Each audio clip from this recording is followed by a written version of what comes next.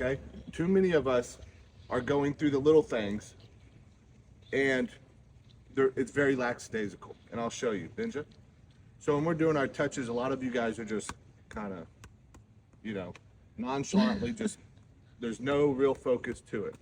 We're getting those 300 touches in, not only to build our skills, but also to prep ourselves to get ready to play. So you should be fully concentrating on making those touches perfect. Okay? It shouldn't just be like this. You're standing there, I'm hanging Talking. out, talking. What's up, Jackson? What's going on? Oh yeah, I gotta do my sets. Here we go. What was that, like 25? Oh, 30. Okay, I'm done. That's not good enough. And here, let me tell you something. If you're doing things like that consistently, don't expect to get into a championship and ball out. Because what happens is, if you're chalant with the little things like that, you're going to go into a championship and miss a serve on game point. And you don't think it's connected, but everything is connected. Everything matters. So if you're not putting yourself into that position to be perfect with the most simple task, then you're not going to be perfect in the highest level of the game. It does not work like that. And before I got into business, one of my mentors told me, he said, don't expect to have $1 million business when your garage and your closet is not organized. And I went and looked at my garage and I was like, man, it could be definitely more organized. And what he was saying is, if you can't organize the little things in your drawer or in your shirts or in your garage, how are you going to organize and manage $1 million business? Some people might be able to do it, but very few. And I guarantee you, they have somebody else organizing it for them. But what's my point? You got to take care of the little things. And that goes to the littlest task of, okay, 300 touches. Yep, I'm getting better. Today's better than yesterday. Today's better than yesterday. Yeah, I'm getting better. Not, Jackson, what'd you do yesterday? Nothing. Yeah, me too. Cool, dude. And it matters. Okay? So get your 300 touches in after we take a lap. We're going to do 15 minutes of hitting. Just like, hey, on Tuesday, our intensity was high. Our practice was great. Everybody was getting better. Okay? The enthusiasm in here was contagious. Then we're going to jump to playing. Girls are going to start your testing. We're going to be testing the girls over the next week. Okay, so in between while you girls are playing, I'm going to be selecting you to come over and test. Vertical, broad jump, medicine ball throws. Okay, real quick, you guys are going to love this. I'm going to show you a secret how to achieve anything, and I'm going to use the picture to do it. So, 2 weeks ago, we talked about, let me see if I can draw this. So that's an acorn. Can everybody see that? Not a mushroom, acorn. So here's a ground. That acorn goes into the ground, right? And it starts an oak tree. Oak trees come from acorns. I hope all you guys know that. Okay. Now this oak tree, oak being one of the strongest woods, is going to grow tall. Oak tree. Okay? 2 weeks ago, we talked about this. This oak tree is programmed to only be an oak tree. It comes from an acorn, and that acorn has a genetic makeup to be an oak tree. Okay? That's what it is. So this oak tree doesn't have to be told to be its best. This oak tree is going to grow as big and as strong as it's genetically allowed, which is if it has sunlight and water and good soil, then it will just keep growing and growing and growing. Okay? Nobody has to go up to that oak tree and say, all right, acorn, you're going to be the biggest and the strongest oak tree. It's just going to grow as far and as high as it can. People don't do that. Okay? Now here's the deal. That's an S for spiritual. This is a P for physical.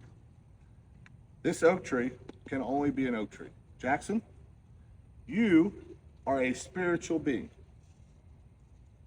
He's like, what's that mean? You are having a physical experience. You guys know me, Coach Mike, Coach Michael. This is my physical body. We're having a physical experience. But we are all spiritual beings. Okay? Who Malachi is not what we see. It's something that we cannot touch. It's something that he can't go, I'm Malachi. That's not him. He's a spiritual being. Okay? Now here's the thing. This is the magnificent thing. God, by the way, created us in his image. What does that mean? Well, that means that an oak tree can only be an oak tree, but God gave us intellect and imagination and a mind. Not a brain. Pigs have brains, but we have a mind. Does everybody know where your mind is? You think it's in your head? Yeah, That's your brain. Oh. Right. Your mind is kind of with your spirit. It's different. Now, through your intellect, that means like your conscious thinking and your imagination, I want everybody to go, see your home right now. Everybody got a picture of your house that you live in? You can see it, right? But it's not here. Right? Christian, can Yeah. you see your home? Yeah. It's in your imagination, right? Yep. Okay, God gave us intellect, thinking, imagination, and our mind to have a physical experience to create whatever we want. Some of you are like, what the heck is he talking? What am I saying? You don't have to be an oak tree. Malachi doesn't have to be the Malachi that everybody thinks he is. He can think and create in his imagination to be anything. Do you understand that? That's the magnificent thing that we have. So we're having a physical experience right now, but we're talking about spiritual stuff that you can be anything. And this is the last thing I'm going to say about this, guys. Pay attention very closely to this. Here's the secret. Is through your intellect and your imagination, you will attract whatever you think about. So this oak tree, by the way, oak trees come from an acorn, and they attract everything in their environment to grow as big and as strong and as tall as possible. What does that mean? That means that this oak tree, down here, its roots that we don't see, literally pulls chemical elements towards it to grow stronger. So when Christian puts an image in his head of being strong, he uses his imagination and his intellect to build an image of himself stronger than he is right now. He will start attracting in his physical experience the things needed to become stronger. That's how it works. That's the secret that all you guys can use that nobody knows. Some people know it that are using it, but how many people are told that in school? How many people go to school here? Raise your hand. Half of you? Okay. Who's been to school? Raise your hand. Everybody. You've never been to school? Yes. Oh, yeah. Have you heard this in school? I don't even think they're allowed to teach this, but it's the truth, and you guys can feel it, right? So here's the last thing. Sunday we're doing goals. Today we're testing. Start using your God-given gifts to build the reality that you want, the physical experience. You can do anything. You can be an artist. You can be Nah, you'll never be better than your dad. You can become anything, but you got to think. And so many of you guys aren't thinking. About half of you guys are. You know how I can tell? Because half of you are coming up and talking to me, hey, coach, how can I do this? Hey, coach, I want to do this. Some of you, your moms and dads, are texting and calling me and coach saying, hey, I'd never heard so-and-so talk like this before. I didn't know that they could do this. They're talking about stuff that, and doing stuff that I never thought was possible for them. And I said, well, you don't believe in your kid? And it's just because they haven't seen what that person, which one some of you are seeing in yourselves now. So here's the main thing is you got to start thinking more and planning out your life with that movie screen in your head. And then once you see it, you'll start attracting it, just like an oak tree. It's that easy. Okay? Now the test is on Sunday when you're writing down your goals.